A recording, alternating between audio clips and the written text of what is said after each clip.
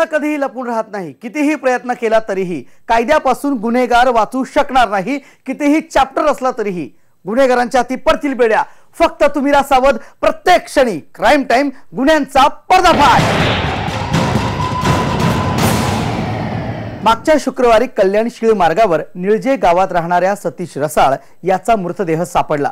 सतीशची हत्या कुणी आणि काय कारणासाठी केली याचा तपास मानपाडा पोलिसांसह गुन्हे अन्वेषण शाखेने करायला सुरुवात केली। चोरीच्या उद्देशाने खून झाला असेल असं पोलिसांनाही वाटलं, मात्र जेव्हा पोलिसांनी सतीशच्या मोबाईलचा सीडीआर चेक केला आणि फक्त मोबाईल लोकेशनवरून गुंतागुंतीचं हे खून प्रकरण त्यांनी उघडकीस आणलं। शुक्रवारी सकाळच्या सुमारास निळजे गावात राहणाऱ्या सतीश रसाळ यांचा मृतदेह कल्याण शीळ मार्गावर असलेल्या सोनारपाडा गावाजवळ बंद कारमध्ये आढळला। मारेकऱ्यांनी धारदार चाकून सतीशचा गळा चिरला होता। गाडीमध्ये एक फुलांचा गजरा सोडला तर कोणताच पुरावा नव्हता। सतीशच्या अंगावर असणारं सोनंही लंपास झालं होतं, त्यामुळे चोरीच्या उद्देशाने ही हत्या झाली असावी असं प्रथम दर्शनी दिसत होतं। मानपाडा पोलिसांसह गुन्हे अन्वेषण विभागाचे कल्याण शाखेचे वरिष्ठ पोलीस निरीक्षक शैलेंद्र नगरकर यांच्यासह पोलीस निरीक्षक रवींद्र दौंडकर, त्याचबरोबर विजय खेडकर, दत्ताराम भोसले, राजेंद्र खिलारे, चंद्रशेखर बंगेरा आणि विठोबा सूर्यवंशी यांनी तपास सुरू केला। चोरी आणि संपत्तीसाठी हा खून झाल्याचं दिसत असताना या खुनामागचं खरं कारण शोधून काढत आरोपींच्या मुसक्या आवळल्या। हॅलो, काय ग, किती वेळ झाला? फोन करणार होते अर्ध्या तासाने। साहेब गेले की नाही तुमच्या घरनात अजून? काय मग त्या दिवशी तुला ड्रेस आणलेला कसा वाटला? तो सुंदर। मग काय आता पुढचं काय? या मग, आम्ही पण आतुर आहोत, आम्ही वाट बघतोय तुमची। आणि स्पेशली आज तुमच्यासाठी पूर्ण एक काही सतीशचा हा स्वभावच त्याच्या मृत्यूचं कारण ठरलं। आता या प्रकरणातलं दुसरं नाव कविता। कविता हिचा पती तिच्यावर संशय घ्यायचा। भुवाबाजी जादूटोणा या तो पुरता गुरफटून गेला होता, इतका की कविताचे कुणाकुणाशी अनैतिक संबंध आहेत हे जाणून घेण्यासाठी तो एका भोंदू बाबाकडेही जात होता। चल चल, कुठे नुसतं पनवेल आल्यापासून चाललंय, कुठे कुठे कुठे तुझी नाटकं जाम झाली। चल चल। नमस्कार बा। अरे जयदीप, तू आलास? हो बा। कल्याण वस्तू काय आहे ते सांग बरं, सांग बाबा। ते औषध दे, पोट कमी करायचे, वजन कमी करायचे औषध द्यायचं, ते बिझनेस आहे तिचा। पण त्याचा बहाणा करून ते आज हिच्या बरोबर, उद्या त्याच्या बरोबर अन्नाच ठिकाणी फिरत आहे। बाहेर माझे एवढे मित्र आहेत, सर्व मला सांगत हिची नाटकं। काय बोलताय तुम्ही? बस काय बोलताय? काय तुझी नाटकं माहित नाही का मला? बर। आणि हे कोण बाबा आहे? कोणाकडे घेऊन आलाय? हा प्रसाद घे आणि हा नारळ घराच्या पूर्व दिशेला बांध। सूर्य अस्त आणि सूर्य उगम होतो अशा ठिकाणीच बांध आणि 8 दिवसानंतर तुला फरक दिसेल, सगळं कळेल तुला। काय लक्षात आलं तुझ्या? बाबा, तुम्हाला सगळं माहिती आहे ना? मग ह्यांच्या डोक्यात ना संशयाचं खूळ भरलंय, ते पहिले उतरवा। नुसते माझ्यावरती संशय घेत असतात, जरा बघा ह्यांच्या अंगातला भूत उतरा पहिले।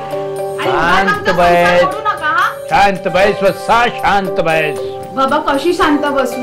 एवढी आमची घरात 2 लहान लहान मुलं आहेत, त्यांच्याकडे लक्ष देऊ की ह्यांना सांभाळू? हे माझ्यावर सारखा संशय घेतात। आता आमच्या संसाराला ह्यांनाच थोडीशी मदत व्हावी म्हणून मी ते हर्बलचं करत होती। त्यात पण ह्यांचं हेच की मी ह्याच्या बरोबर फिरते, त्याच्या बरोबर फिरते। मी कसा आमचा संसार सांभाळू बाबा, तुम्हीच सांगा आता। आणि सारखं तुमच्या नावाचं जप करत असतात ते। एवढं मानतात तुम्हाला तर तुम्हीच त्यांना 4 चांगल्या गोष्टी सांगावं, नाही तर माझ्याकडे एकच पर्याय आहे, मला आत्महत्या करावी लागेल। आत्महत्या काय? मी तुला मारून टाकेन आता। तू काय आत्महत्या करणार? रोज दारू पिऊन कविताचा पती तिला मारझोड करायचा। घरातले इतर मंडळीही तिला त्रास द्यायचे। या जाचाला कंटाळून कवितानं आत्महत्येचा निर्णय घेतला, पण एका महिलेने तिला वाचवलं आणि मग ती वसईला राहायला लागली। मात्र मुलांची आठवण तिला अस्वस्थ करत होती। मुलांना पाहण्यासाठी ती आतुर झाली होती, पण पुन्हा घराकडे तिला परतायचं नव्हतं। आता आपल्या मुलांची खुशाली कळवणारा, त्यांचे फोटो पाठवणारा एकच व्यक्ती तिच्या डोळ्यासमोर होता आणि तो म्हणजे सतीश। पण सतीशच्या मनात काही वेगळंच होतं।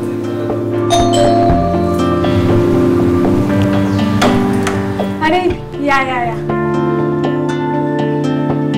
बसा. आलिया मी पाणी घेऊन येते.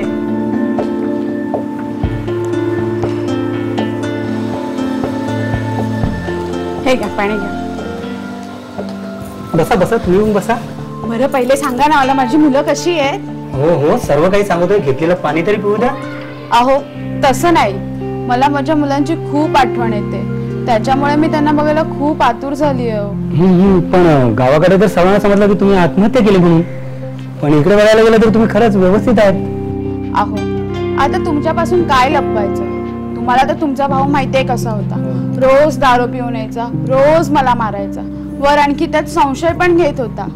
आणि माझे सासरे त्यांनी तर आरोप केलाय की मी 7 लाख रुपये घेऊन पळाली. जगणं मुश्किल झालं होतं. अक्षरशः मी जीव द्यायला निघाले होते. पण एक भली बाई भेटली. तिने माझ्या राहण्याची सोय केली, मला नोकरी दिली. एकदम सगळं आता माझं व्यवस्थित चालू आहे. पण एकच खंत आहे की मला मुलांची खूप आठवण येते. हो, तुमचं म्हणणं मला पटलेलं आहे.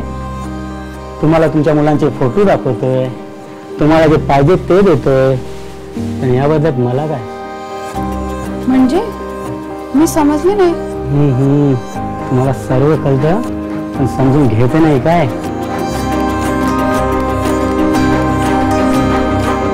तिला तिच्या मुलांची भरपूर आठवण यायची. ती त्यांच्या शाळेत जाऊन लांबून मुलं दिसतात काय पाहण्याचा तिने प्रयत्न केला होता. परंतु ती मुलं काय तिला दिसत नव्हती. म्हणून तिने हा जो मृतक आहे ह्याच्यावर तिचा थोडा विश्वास होता. त्याच्याशी तिने कॉन्टॅक्ट केला आणि त्याला सांगितलं की मी अशी एका ठिकाणी लपून राहते, फक्त तुम्ही माझी मुलं कशी आहेत ते मला सांगा, त्यांचे फोटो वगैरे पाठवता आले तर पाठवा. तर त्या आरोपीने ह्याचाच गैरफायदा उचलला आणि तो त्या महिलेकडे नालासोपारात जाऊ लागला. तुझं सिक्रेट मी तुझ्या नवऱ्याला सांगेल असं म्हणून त्यांनी तिची इच्छा नसताना तिच्याशी शारीरिक संबंध निर्माण केले. पोलिसांना मिळालेल्या माहितीनुसार सतीश वारंवार तिच्याकडे जात होता. त्यानं तिला तिच्या मुलांचे फोटो दाखवलेच नाहीत, उलट तिला ब्लॅकमेल करून तिच्याशी शारीरिक संबंध ठेवू लागला. तिला मुलांना पाहायचं होतं, मग तिनंही एक शक्कल लढवली. आता मग हा आपलं काही काम करत नाही हे पाहून त्या महिलेने मग तिथं तिची एक मैत्रीण झाली होती. त्या मैत्रिणीला तिने सांगितलं की तू माझा जो नवरा आहे आरोपी जो जयदीप, त्याच्यासोबत फोनवरती बोलून तू तुझी मैत्री वाढव, तू तुझे फोटो पाठव, मग तुला त्याचे फोटो पाठवेल, त्याच्या फॅमिलीचे फोटो पाठवेल आणि असे माझ्या मुलांचे फोटो तरी माझ्याकडे असतील. ह्या हिशोबाने तिने तिच्या मैत्रिणीला तिच्या नवऱ्याशी दोस्ती करायला लावली. त्या मैत्रिणी पण तिची भूमिका एकदम व्यवस्थित केली. ती त्याच्याशी सतत फोनवर संपर्क साधायची आणि तिने त्याचा विश्वास जिंकला. तो तिला रात्र बेरात्री फोन करायचा. ते दोघं रात्री बेरात्री फोनवरती गप्पा मारत बसायचे. मग त्या दरम्यान एक दिवशी ही तिची मैत्रीण ह्या महिलेच्या घरात असताना हा जो मृतक आहे तिथं आला. येताना त्याने एक दारूची मोठी बाटली सुद्धा सोबत आणली होती. ही जी मैत्रीण आहे ती दारू सिगरेट पिण्याच्या सवयीची होती. या खून प्रकरणातील आणखी काही महत्त्वाच्या गोष्टी आपण पाहणार आहोत. पण आता वेळ झाली छोट्याशा ब्रेकची. तुम्ही कुठेच जाऊ नका, मी लगेच परततोय. पहा क्राईम टाइम, गुन्ह्यांचा पर्दाफाश.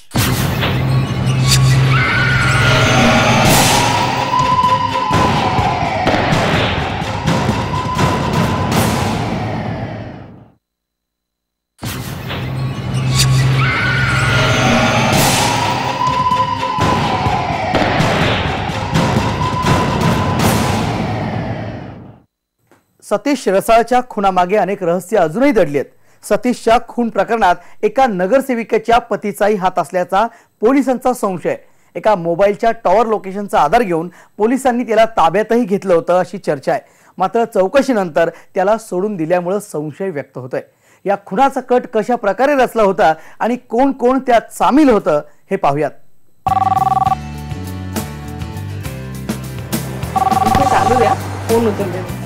हाय, बोल ना.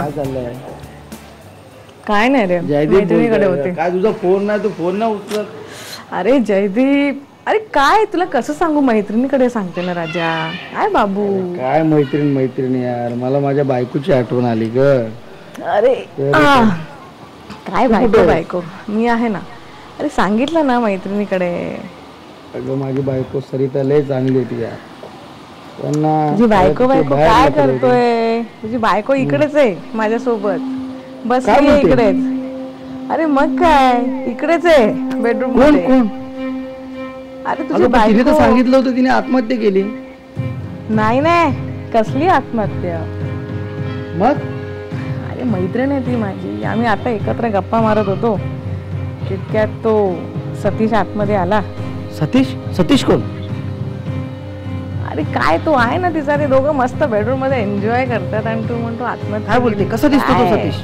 कोण सतीश? अरे काय हँडसम आहे माहितीये का, ऋतिक रोशन पण मार खाईल त्यासमोर. अच्छा ठीक आहे, तू फोन ठेव, बघतो मी काय करायचं ते. आणि ही जी तिची मैत्रीण आहे तिने त्या दरम्यान तिला ह्या आरोपी नंबर 1 जयदीपचा फोन आला. तर दारूच्या नशेत तिने त्याला सांगून टाकलं की सरिता कोण आहे तुझी पत्नी आहे ना, ती सध्या इथंच आहे, माझ्या शेजारीच आहे, एका बेडरूममध्ये सतीश नावाच्या इसमासोबत ती आता आहे. सतीशचं वर्णन मग त्याने विचारलं, ह्याने वर्णन सांगितलं, त्याच्याकडे व्हाईट झायलो गाडी आहे. मग ह्याला खात्री पटली आरोपीला की आपल्या चुलत भावानेच आपल्या बायकोला फौज लावून तिथं नाला सुपाराला नेऊन ठेवलेली आहे. राणीनं सांगितल्यानंतर जयदीपची तळपायाची आग मस्तकात गेली.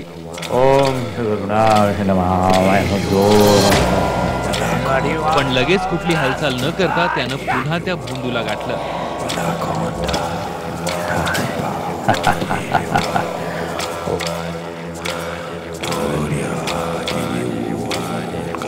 नमस्कार बाबा.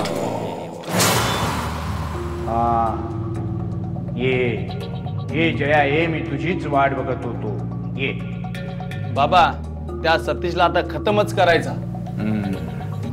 थांब, मी तुम्हाला सुरे देतो, ते फाडून देतो, ते परत घेऊन यायचे. काय?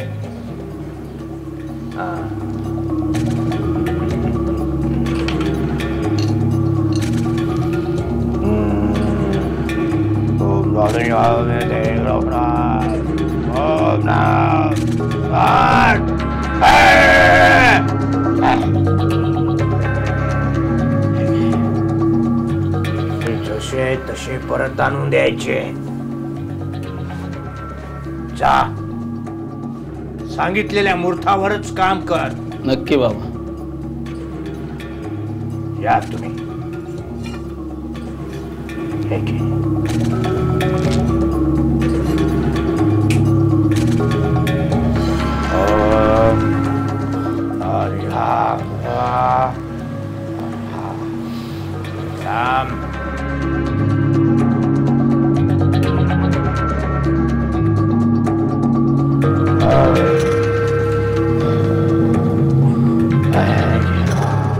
एका तांत्रिकाकडे जाऊन त्यांनी कौल घेतला.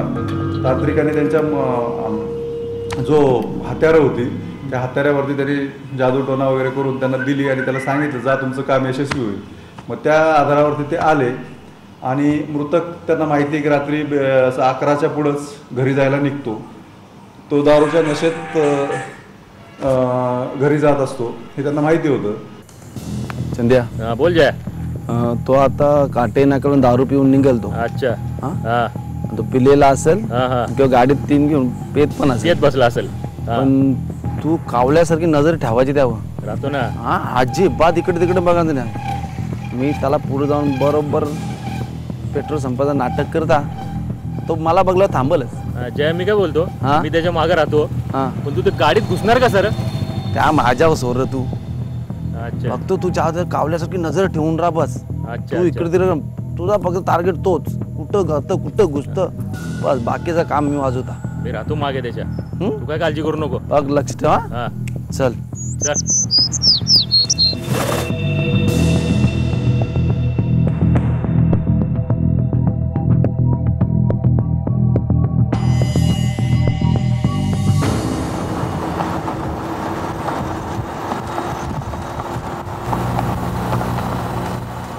काय रे, काय झालं जया? अरे पेट्रोल कापला रे.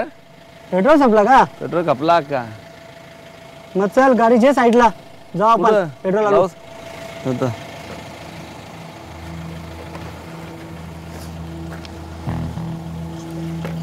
जयदीप आणि चंदननं ठरवल्याप्रमाणे केलं. आपली गाडी बंद पडल्याचा बहाणा करून जयदीप सतीशच्या गाडीत चढला.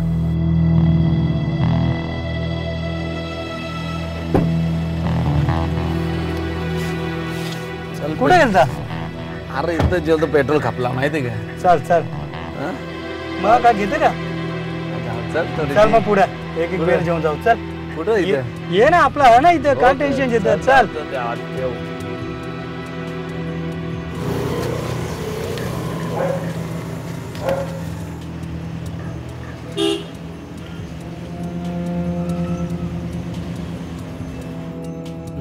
जया, खूप मजा आली रे बाबा आज. हा दुसरा टीन आहे माझा आजचा. हो का? अरे सतीश, अरे मला गाडीत जाऊन पिता ना उलटी येते रे. गाडी कुठेतरी लाव, आपण बसून निवांत बसून प्याऊ. असं आहे का? पुढे सुनसान वगैरे बघतो का मग? बघ कुठेतरी इकडे मस्त एकदम जागा साफ दिसतं बघ. ठीक आहे ठीक आहे ठीक आहे ठीक आहे. ठीक आहे ठीक आहे. मस्त बसून प्याऊ मस्त. बरं वाटतं ना आता? अरे जाम मजा आली बोल. तरी मला वाटलाच ही पिली तरी दुसरी आपण मागू. टेन्शन घ्याऊ नको. अरे जाम प्यावात.